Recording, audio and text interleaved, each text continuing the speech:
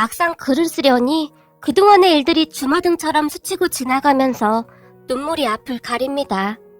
그런 제 인생도 참 어마어마한 인생인데요. 도대체 어디서부터 글을 써야 할지 막막하기만 해서 한참을 망설이다 이렇게 글을 써봅니다. 저는 50대 여성이고 대학을 졸업한 아들과 딸이 있습니다. 아들과 딸이 아니었다면 벌써 남편과 이혼을 했을 테지만 제 자식들에게는 저와 같은 상처를 물려주고 싶지 않았기에 지금껏 악착같이 버텨냈던 것 같습니다. 저는 이 나이 먹도록 제 부모와 형제 얼굴도 모른 채 살았으니까요. 시댁과 남편은 그런 제게 참으로 악독할 정도로 함부로 하곤 했었는데요. 남편이란 인간은 그동안 제게 돈 한 번을 제대로 가져다 준 적이 없을 정도였어요. 회사를 다니긴 하는데 그렇게 번 돈을 시어머니와 형제들에게 다 갖다 바치기 바빴으니까요. 지금 생각해봐도 도저히 이해가 되지 않는 것이 저한테는 그렇다 치더라도 생떼 같은 지 자식들에게까지 그렇게 모질게 할 수가 있는 것인지 도저히 이해가 되질 않습니다. 남편이 돈을 가져다 주지 않았으니 제가 직접 일을 해서 아들과 딸을 키워야 했는데 저 같은 아줌마를 선뜻 받아주는 곳이 어디 있었겠어요? 여기저기 알아보다가 청소 일을 하기 시작했고 꽤 오랫동안 청소 일을 하면서 아들과 딸을 키워냈어요. 시어머니란 인간은 어머니라는 단어를 붙이기도 싫을 만큼 그렇게 악독할 수가 없었는데요. 우리 집에 수시로 드나들며 저를 참 많이도 힘들게 했습니다. 시댁 가족들이 정말 이해가 되지 않았던 부분이 우리가 없을 때 우리 집에 몰래 들어와서 이것저것 가지고 가곤 했었는데요. 하물며 아들, 딸에게 먹이기 위해 과일이나 고기를 사서 냉장고에 넣어두기라도 하면 득달같이 와서 몰래 가지고 간 적이 한두 번이 아니었어요. 제가 늘 일을 다녔기에 아침 일찍 우리 아이들이 먹을 음식들을 미리 만들어 놓고 출근하곤 했었는데 어느 날은 그마저도 다 가져가 버렸으니까요. 아니 어떻게 그럴 수가 있단 말입니까? 본디 할머니들은 손주들 입에 들어가는 것만 봐도 배가 부르다고 하지 않나요? 물론 저는 평생을 고아로 자랐기에 부모의 정은 모르고 자랐지만 주변의 할머니들의 모습과 우리 시어머니의 모습은 확연히 달랐어요. 그렇게 시어머니와 시누이가 우리 집에 수시로 드나들며 우리 집을 쑥대밭으로 만들곤 했어요. 거기다 시어머니는 무슨 행사 때마다 저를 불러댔는데 저를 부려먹는 것이 아주 당연한 사람들이었어요. 만약에 제가 그런 시어머니에게 대들기라도 하는 날이면 이게 어디서 머리 빳빳이 들고 대들어? 그럼 애들 누구 몸만 나가던가 라는 말로 저를 압박하기 일쑤였어요. 언젠가는 도저히 안 되겠다 싶어 남편과 이혼을 결심하고 이것저것 확인해 본 적이 있었는데요. 그날도 시어머니가 우리 집에 와서 전날 장봐놓았던 것들을 싸그리 가지고 가는 바람에 아들, 딸이 먹을 것이 하나도 없을 정도였어요. 거기다 아침 일찍 일어나서 재워놨던 불고기까지 싹 다 가지고 갔는데 결국 그날 참고 참았던 제 인내심이 폭발하게 되었고 화가 나서 덜덜 떨리는 손으로 시어머니에게 전화를 했어요. 어머님, 정말 너무하시는 거 아니에요? 애들 아빠 월급도 어머님이 다 가져가시면서 굳이 우리 집에 오셔서 애들 먹을 것을 그렇게 싹 다 가져가셔야 해요? 도대체 이렇게까지 하시는 이유가 뭐예요? 그동안 쌓인 게 많았던지라 제가 시어머니에게 그대로 쏟아내버렸어요. 뭐? 아니, 네가 지금 시애미한테 감히 뭐하는 짓이야? 너 미쳤어? 네가 돌아도 단단히 돌았구나. 그리고 너 말 잘했다. 내가 왜 이러냐고? 이게 다 너 때문이잖아. 다른 집 며느리들은 친정이 빵빵해서 집도 해오고 이것저것 다 해오는데 넌 친정이 있어? 뭐가 있어? 데려와도 어디서 이런 거지를 데리고 왔어? 내 친구들은 아들 결혼할 때 모피 코트에다 명품백까지 다 받았어. 근데 넌 맨몸으로 왔잖아. 우리가 너 받아준 것만으로도 감사한 줄 알고 살아야 할 판국에 집에 있는 것 좀 가져갔다고 감히 시애미한테 전화해서 이딴 식으로 행동해? 나도 그동안 참을 만큼 참았는데 이제는 도저히 못 참겠다. 너 애들 두고 당장 나가. 어디서 버르장머리 없이 싸가지 없게 말을 해. 네가 이러니까 부모도 없이 막 자랐다는 소리나 듣는 거 아니야. 라며 시어머니가 제게 막말을 했어요. 시어머니는 항상 전 그러면 우리 손자 손녀 두고 나가 라는 말을 밥 먹듯이 했으니까요. 그런데 그 소리를 항상 애들 앞에서 했고 그 말을 듣던 아들, 딸이 제 다리를 붙들고는 엄마, 우리 두고 가지 마. 제발. 이라고 매달렸던 것이 한두 번이 아니었어요. 그런 아이들을 보며 도저히 안 되겠다 싶어 나중에는 결국 모든 것을 포기하고 살았던 것 같네요. 그리고 그렇게 시어머니와 한바탕 한 날이면 남편이란 인간이 잔뜩 취해서 들어와서는 아무것도 없는 너 같은 거 데리고 살아준 것만 해도 감사한 줄 알아야지. 감히 네가 우리 엄마한테 전화해서 따져? 네가 제정신이 아니구나. 라며 집안을 난장판으로 만들어 놓곤 했어요. 그러한 일이 반복되면서 저는 점점 지쳐갔고 아무래도 모든 것을 포기하고 살았던 것이 아니었나 싶네요. 그때 당시 제 머릿속에는 우리 아들 딸에게만은 제가 겪은 아픔을 절대로 겪게 하고 싶지 않다는 생각뿐이었어요. 엄마 없이 사는 것이 얼마나 힘든 일인지 너무나도 잘 알고 있었으니까요. 그렇게 한평생을 버티고 또 버텨왔어요. 다행히 아이들은 착하게 잘 컸고 공부도 곧잘 했기에 대학에 가서 과외 아르바이트를 하며 저를 많이 도와줬어요. 그리고 아들딸이 성인이 되자마자 제게 엄마, 이제 그만 아빠랑 이혼해. 아니지, 아빠는 무슨 아빠야. 그 아저씨랑 이혼해. 라는 말을 할 정도였어요. 하지만 이혼도 참 쉽지가 않았던 것이 이혼 이야기만 나오면 남편이란 인간이 네가 그렇게 나온다 이거지? 그럼 나도 가만 안 있어. 애들 결혼할 때 가서 내가 어떻게 하나 한번 두고 봐. 라며 저를 압박하기도 했어요. 그러면 저는 또다시 겁을 잔뜩 집어먹었었는데 무슨 일이 있어도 소중한 우리 아이들에게만은 어떠한 피해도 주고 싶지 않았으니까요. 그렇게 평생을 살면서 친정이 없다는 것이 얼마나 서러운 것인지 정말이지 뼈저리게 느끼곤 했었는데요. 우리 부모는 왜 나를 고아원에 맡겼을까라는 원망만 가득했어요. 그러던 어느 날 정말이지 기적 같은 일이 일어났습니다. 그 일을 저는 그저 기적이라는 말밖에 어떠한 말로도 표현할 길이 없네요. 그날도 여느 날과 마찬가지로 백화점에서 청소 일을 하고 있었어요. 그런데 어떤 남자가 저를 빤히 바라보며 계속해서 저를 위아래로 훑어보더니 저기 혹시 정우 어머님 친척분이세요? 라고 물었어요. 아닙니다. 사람 잘못 봤습니다. 라며 제가 급히 자리를 이동하려고 했는데요. 이상하네. 아무리 봐도 정우 어머님이랑 똑같으신데? 라고 말을 한 남자는 한동안 저를 쫄래쫄래 따라다니다 갔는데요. 일도 많아서 힘든데 계속해서 따라다녀서 어찌나 짜증이 나던지요. 하지만 그건 시작에 불과했는데 며칠 뒤 그 남자가 또다시 나타난 겁니다. 거기다 다시 찾아왔을 때는 또 다른 남자까지 한 명을 더 데리고 나타났는데 저를 보자마자 정우야, 저기 저분이야. 봐봐, 니네 엄마랑 진짜 똑같지? 라고 말하더니 두 남자가 제 앞으로 다가왔어요. 그리고는 저를 한동안 빤히 바라보더니만 우와, 진짜 신기하네? 우리 엄마랑 똑같아 라는 말을 하는 게 아니겠습니까? 그 정우라는 남자를 보며 제가 저기 손님, 무슨 일 있으세요? 제가 무슨 실수라도 했나요? 라고 조용히 물었어요. 아니, 그게 아니라 아줌마가 우리 엄마랑 진짜 똑같이 생겨서 신기해서요. 그러세요? 신기하긴 하네요. 라며 두 남자를 따돌리기 위해 급히 제가 뒤를 돌아섰는데 옆에서 청소일을 하고 있던 동료 직원이 왜 그래? 아는 사람이야? 라고 제게 물었어요. 몰라. 며칠 전부터 따라다니면서 귀찮게 하네. 자꾸 누구랑 닮았다는 등 이상한 소리만 하고 있어. 그나마도 일하느라 힘든데 왜 자꾸 쫓아와서 이러는지 모르겠어. 제가 한숨까지 쉬면서 말했어요. 그러니까 요즘 젊은 사람들은 참 맹랑해. 라며 동료 직원도 한숨을 쉬며 말했고 그 뒤 저는 바쁘게 일하느라 그 두 사람을 그냥 잊고 말았는데요. 그 다음날 그 두 남자가 또 나타났는데 근데 이번에는 둘이 아니고 셋이 나타난 겁니다. 그 모습을 보며 동료 직원이 어이 김씨 아줌마 저 사람들 또 온 거 아니야? 이번에는 3명이 왔네. 올 때마다 사람이 막 늘어나네. 이러다 나중에는 한 10명이 한꺼번에 와서 김씨 아줌마 찾는 거 아니야? 근데 이번에 새로운 여자는 김씨 아줌마랑 닮았네? 아니다. 완전 똑같은데? 라며 놀란 표정으로 저를 바라봤어요. 그 말에 제가 그 여자를 바라봤는데요. 정말로 저와 똑같이 생긴 게 아니겠습니까? 그렇게 제가 그 여자를 한동안 바라만 보고 서 있었는데 그 여자도 넋이 나간 채 저를 바라보고 있었어요.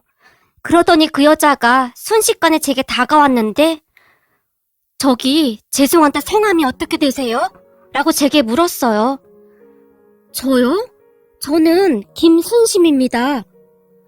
그럼 혹시 가족은 어떻게 되세요? 라고 여자가 다시 물었는데 왠지 모르게 여자의 눈이 슬퍼 보였다고 해야 할까요? 네? 그건 왜 물어보시는지? 그리고 제가 그런 것까지 다 대답해야 하나요? 아무리 손님이라고 해도 제 개인사까지 말할 이유는 없다고 생각하는데요. 라고 제가 기분 나쁜 투로 말했어요. 사실 저는 제가 고아라는 말을 그 사람들에게까지 굳이 하고 싶지가 않았거든요. 이렇게 다짜고짜 찾아와서 귀찮게 해드려서 정말 죄송합니다. 근데 지금 그쪽과 제 얼굴이 정말 많이 닮았거든요. 아니, 제가 보기엔 똑같아 보여요. 어쩜 머리 스타일까지 똑같을 수가 있을까요?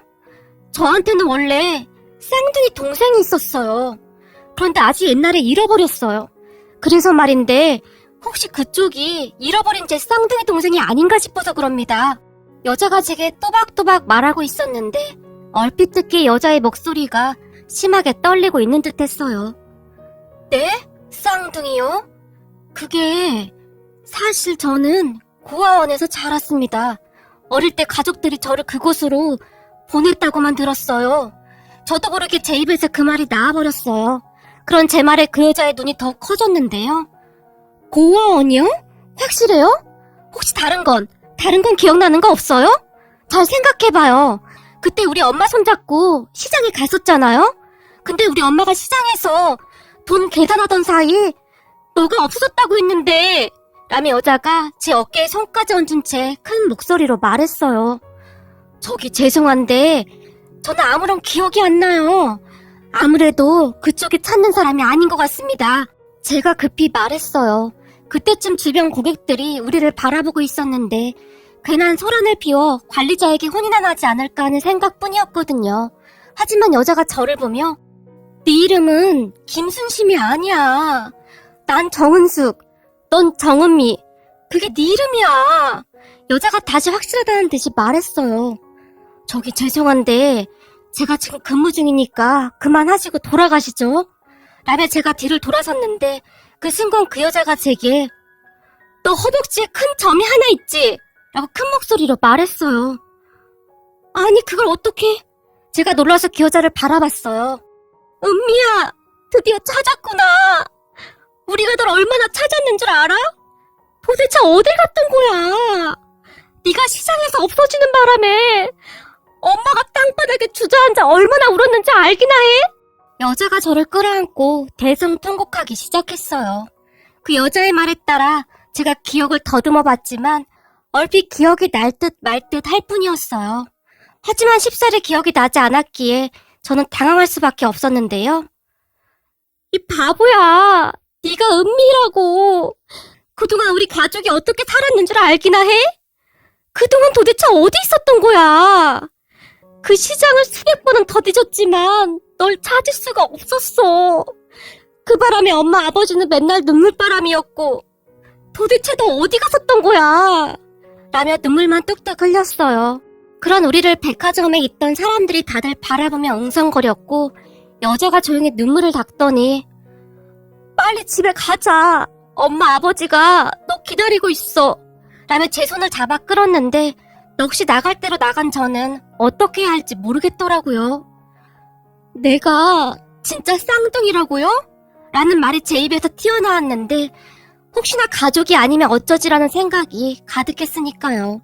잔뜩 기대했다가 만약 아니라고 하면 그 실망감과 좌절감이 더 클 테니까요. 하지만 제 허벅지에 점이 있다는 것은 우리 가족 외에는 아무도 모르는 것이었기에 제 가슴이 마구마구 쿵쾅쿵쾅거리고 있었어요. 그렇게 저는 회사에 급한 일이 생겼다고 말을 한 뒤 어느새 그 사람들을 따라 나서고 있었습니다. 우선은 나쁜 사람들 같아 보이진 않았고 저와 쌍둥이라던 여자의 눈빛이 너무나 간절해 보였으니까요. 그 사람들을 따라간 집에는 꽤 많은 사람들이 모여 있었는데 한 아주머니가 은미야, 은미야, 내 딸 은미야 라며 저를 끌어안고 통곡을 했어요. 그리고 옆에 있던 아저씨도 저를 끌어안고 어쩔 줄을 몰라 했는데요. 살면서 그러한 환대는 처음 받아본지라 이 사람들이 진짜 내 가족이라면 얼마나 좋을까 하는 생각부터 혹시나 아니면 난 어떡하지? 라는 생각으로 머릿속이 복잡하기만 했어요. 하지만 제게 엄마와 아버지라고 하는 분들은 제 손을 한시도 놓지 않은 채 도대체 어딜 갔던 거야? 잘 기억해봐. 우리가 나중에 확인해보니 네가 어딘가로 뛰어가는 걸 본 사람들이 있던데 엄마가 절대 엄마 옆에서 떨어지지 말라고 했었잖아. 라며 엄마가 다시 눈물을 흘리다가는 그래도 얼마나 다행이니. 우리가 눈 감기 전에 널 만나게 되다니. 감사합니다. 감사합니다. 잘 왔다 은미야. 아주 잘 왔어. 고맙다 고마워.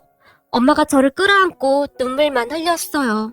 그런 엄마를 보며 저는 기억이 하나도 안 나요. 그래서 혹시 찾는 따님이 제가 아닐 수도 있는데 라고 말을 하고 있었는데요. 아니야 엄마 분명히 맞아. 허벅지에 점도 있대. 그리고 얼굴도 나랑 완전 똑같잖아.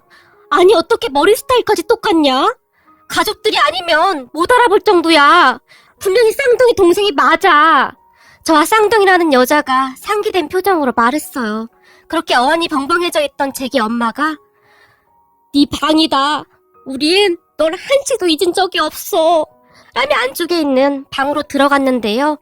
방 안의 모습을 보며 저는 벌어진 입을 다물지 못했답니다. 세상에나 방이 말이죠. 마치 사람이 살고 있는 것처럼 그렇게 꾸며져 있었는데 하물며 핑크색 옷장에는 나이대별로 예쁜 옷까지 가득했어요. 그걸 보며 제 눈에서 눈물이 쉼없이 흘러내렸고 그런 저를 보던 엄마가 이 엄마는 언젠가는 네가 돌아올 줄 알고 있었다. 그래서 네가 돌아오면 언제라도 쓸 수 있도록 정리해둔 거야.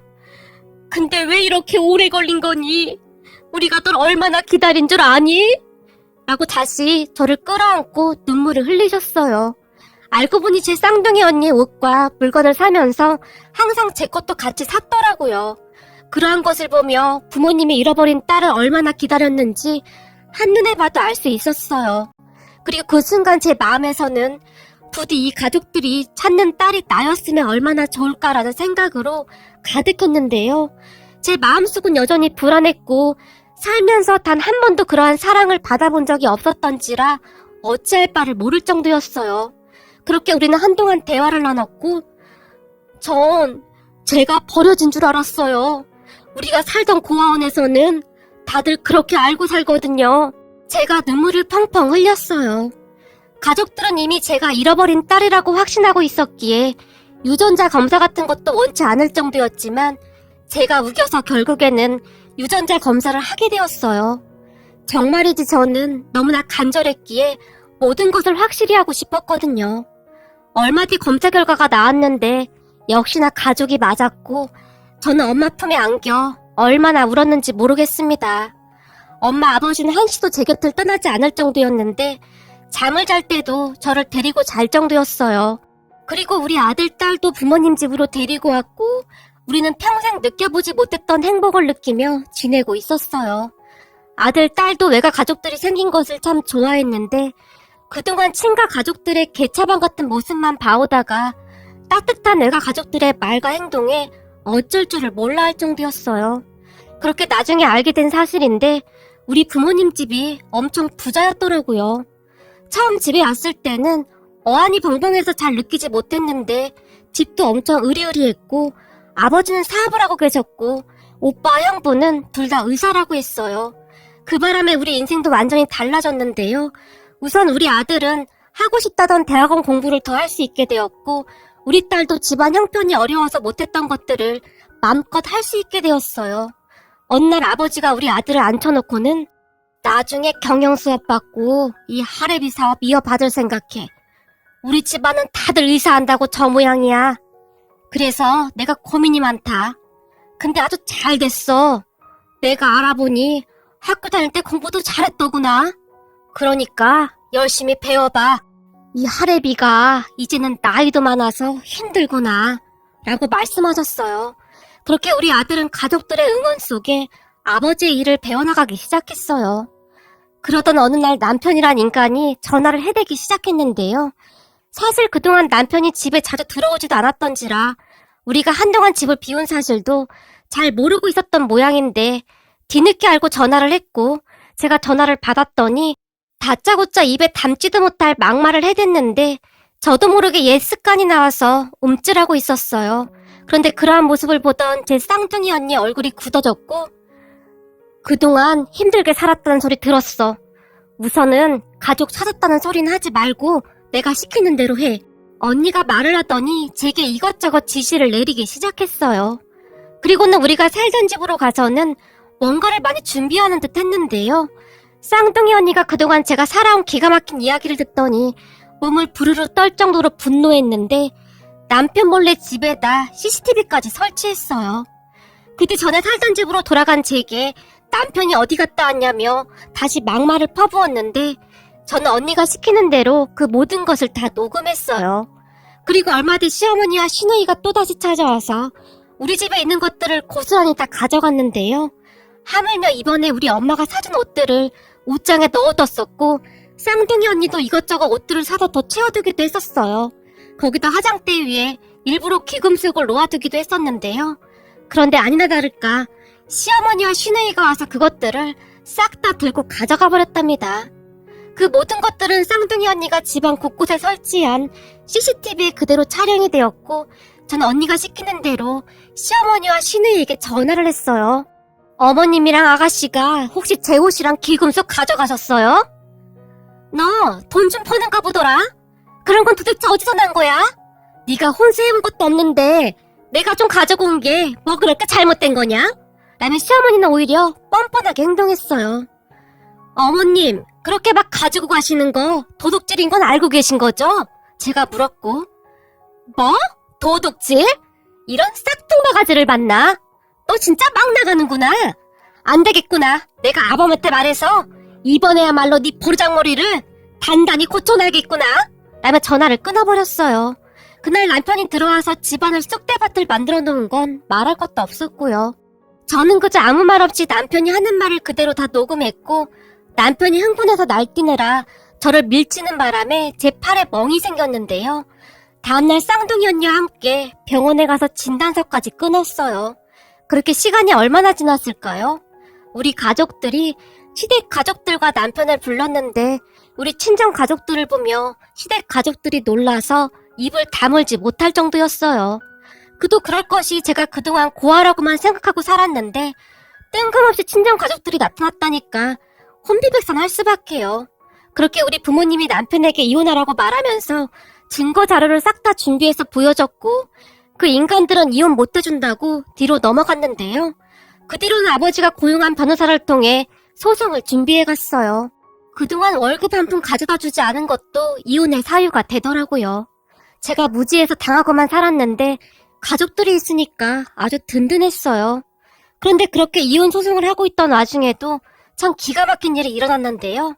시어머니와 시누이가 우리 부모님 뒷조사를 한 모양인데 우리 친정이 잘 산다는 것을 알고 들러붙기 시작했거든요.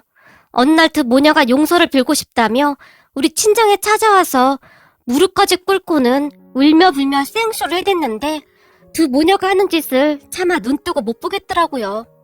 물론 우리 부모님은 들은 척도 하지 않았고 엄마가 두 모녀를 보며 당신들 지금 단단히 착각하고 있는 모양인데 이혼은 당연한 거고 우린 지금 우리 딸 그렇게 만든 거 병원 진단서까지 끊어서 우리 변호사한테 고소 준비하라고 해놨으니까 그 준비나 해야 할 거야.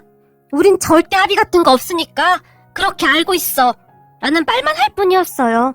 결국 저는 남편과 이혼을 하게 되었고 남편이 제게 무릎까지 꿇면서 빌고 또 빌었지만 저는 콧방귀도 끼지 않았답니다. 아이들도 남편이라면 치를 떨었던지라 쳐다보지도 않았고요. 그 와중에도 남편은 애들 결혼할 때 내가 찾아가서 깽판 쳐놓을 테니까 그런 줄 알아 라며 저를 노려봤지만 당신이 아직도 사태 파악이 안 되는 모양인데 난 이제 당신이 알고 있는 옛날의 김순심이 아니야. 난 이제 정은미야. 그러니까 사태 파악 좀 제대로 해라. 그리고 제발 깽판 좀 쳐줘라. 내가 지옥 입구가 어떻게 생겼는지 보여줄 테니까 라며 저도 지지 않고 남편을 노려봤어요. 그 뒤 시댁 가족들과 남편을 다시 본 적은 없었는데요.